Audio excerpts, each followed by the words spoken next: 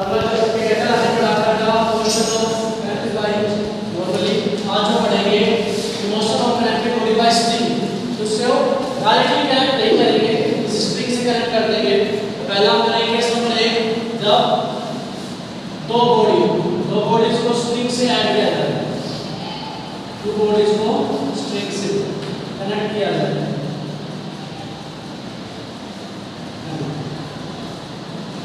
उस केस में बात करेंगे हम फोर्स की।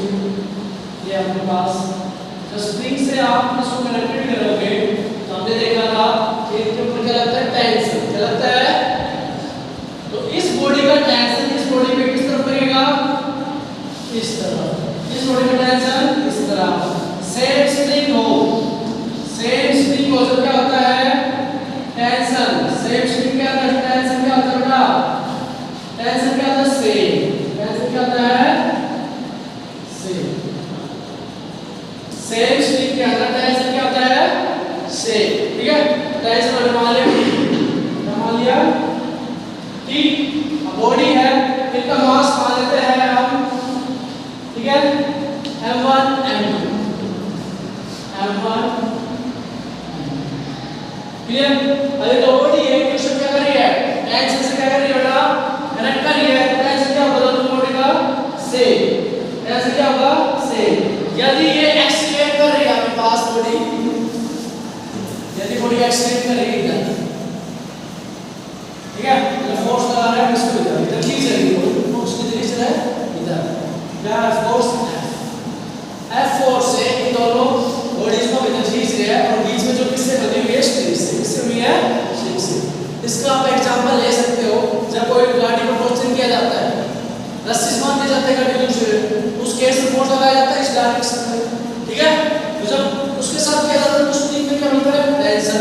ये फोर्स इधर बॉडी इधर एक्सीलरेट करेगी पीछे वाली गाड़ी, आगे वाली गाड़ी के साथ तो करेगी, ठीक है। तो वहां पे ये यूज कर सकते हैं आप इसे, ठीक है। दो body connected by spring and force applied in this direction. तो सबसे पहले जो काम होता है हमारा इसमें वो क्या होता है? Free body diagram. क्या होता है? Free body diagram. यदि हम m1 का फ्री बॉडी डायग्राम बनाए, फ्री बॉडी डायग्राम मतलब उस पे जितनी फोर्स एक्ट हो रही है वो दिखाने होते हैं। जैसे क्या बनाएंगे? m1 का FBD मतलब फ्री बॉडी डायग्राम। m ले लिया m1। अब बताइए इसमें फोर्स लग रहा है, किधर लग रहा है? कौन सा लग रहा है? इस पे टेंशन स्ट्रेन हो रही है इधर, और ये स्ट्रेन कर रहा है। क्लियर। अब फ्री बॉडी डायग्राम m2 का बनाओ, m2 का फ्री बॉडी डायग्राम। इस केस में क्या है आपके पास? आप बॉडी m2 क्या टेंशन लग रहा है इधर की, एक्सटेंड कर रही है इधर, यही बेटा इसके अंदर कोई फोर्स नहीं है ना, यही दो फोर्स इसके अंदर लग रहे हैं, F2 और F2। अब इनकी अगर मैं बात करूं, अब टेंशन, इसमें टेंशन इस बराबर हो जाएगी, टेंशन इक्वल टू हमारे पास जो फोर्स है F2, टेंशन आ गई कि इस स्प्रिंग के अंदर जो प्रोड्यूस होगी टेंशन किस बराबर होगी? F2 इसका कितना, ठीक है। याद रखना पिछले वाली गाड़ी का मास वेरी करता है, पिछले वाली गाड़ी कितनी हैवी है, लाइट है, उससे क्या है? जो रेजिस्टेंस होगा ना, उसके बाद फिर T ये वैल्यू है आपके पास। यहां से अगर मैं बताऊं तो क्या जाएगा? F minus T equal to क्या जाएगा? M1 A1, ठीक है। यहां से F की वैल्यू निकाल सकते हैं, X की वैल्यू निकाल सकते हैं, मैं T की वैल्यू वहां से ले लूं, तब पूरा नंबर क्या है बताओ? M2 इक्वल टू, ठीक है। ये बदल जाए F फोर्स कितना है? M1 A प्लस A आ जाएगा M2 एक्सीलरेशन कितना हो जाएगा? F बाई M1 प्लस ठीक है। जो एक्सीलरेशन नेट एक्सीलरेशन लगेगा बॉडी का, वो दोनों बॉडी का मास तो होगा एक्सीलरेशन, जो फोर्स लगेगा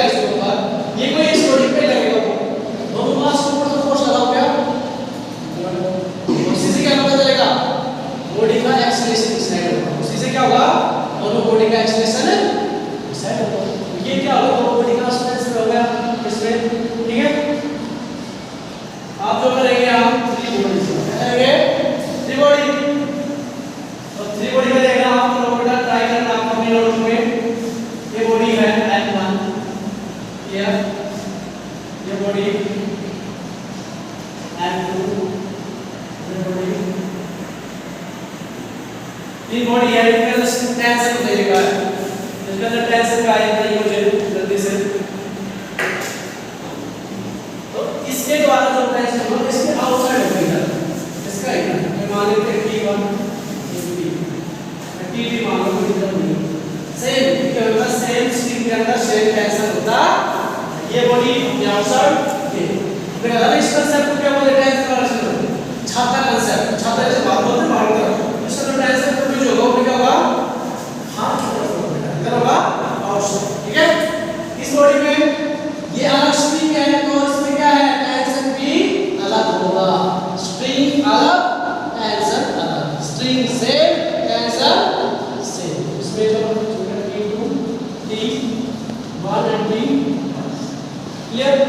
अब इधर का रखता है इसमें, ये इधर का इसमें है फोर्स, इसका क्या है, एक्सलेट भी कर रहा है। अब हम बनाएंगे M1 बॉडी का फ्री बॉडी डायग्राम, बनाए। M1 का क्या हो जाएगा, M1 का फ्री बॉडी डायग्राम क्या होगा, M1 ये हो गया, फोर्स डायरेक्शन इधर लग रही T, ठीक है, ये बॉडी का फोर्स लग रहा है इधर F, एक्सलेट कर रहा है इधर P, क्लियर, देखो देना।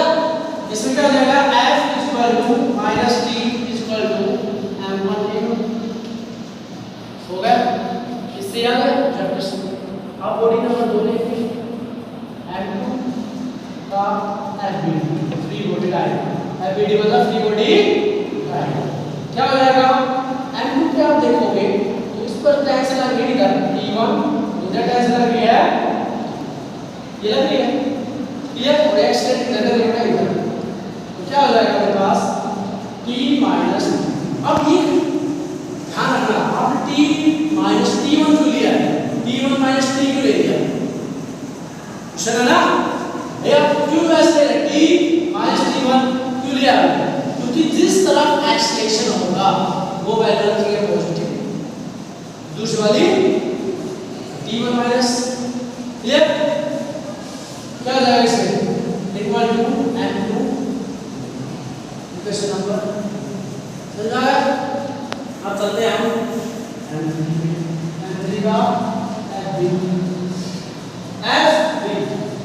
तो M3 पे फोर्स जो लग रहा है वो किधर लग रहा है, टेंशन इधर, मोशन भी किधर लग रहा है इधर, ये है निकल जाएगा T1 equal to M3 equation हो गई, हो गई, दिक्कत यहाँ पर कोई दिक्कत नहीं। अब ये क्या है हमारे पास, वैल्यू पुट कर दिया, T1 की वैल्यू हम इधर पुट कर देंगे, कर दे, करो, निकल जाएगी T माइनस T1 के लिए बेटा M3 इक्वल टू M3, क्या जाएगा, ये चला जाएगा बेटा से T equal to M2A plus M3A, ये हो गया M2 M3 X, ठीक है, यहाँ से लगा बेटा इसकी T की वैल्यू हो गई, T1 की वैल्यू हो गई। अब ये वैल्यू आप अपने लेंगे इधर, तो कर दे भाई, F इक्वल टू T की वैल्यू कितनी है, M2 प्लस M3